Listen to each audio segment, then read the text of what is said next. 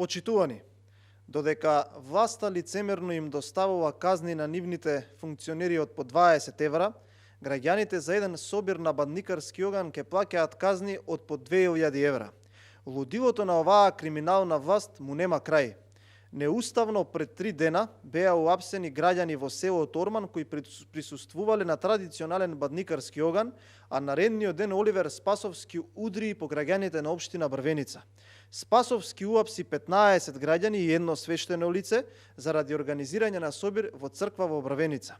Функционерите можат да слават роден ден во државна институција без никакво почитување на мерките и протоколите и 5 дена да се истражува случајот и на крајот да се казнат со само 20 евра, ама затоа граѓаните веднаш се апсат, носат во полициска станица и плаќаат казни од 2000 евра.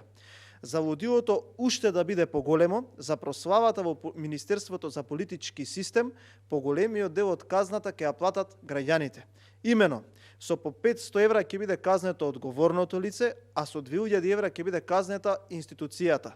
Токму оваа казна од 2000 евра ќе ја платат граѓаните во име на Министерството за политички систем. Едно е јасно, а тоа е дека владата на Заев ги заплашува обичните граѓани и бесрамно покажува дека едно важи за обичниот човек, а сосема други правила важат за власта. Почитувани, ВМРО ДПМН на граѓаните кои изминативе денови против уставно и насилно беа приведени им нуди бесплатна правна помош, но и на сите останати вакви слични случаи во кои власта на Заев против уставно ги крши слободите и правата на обичниот граѓанин. Оваа насилна власт на Заев се повеќе го губи тлото под нозете и се повеќе ќе удира по народот.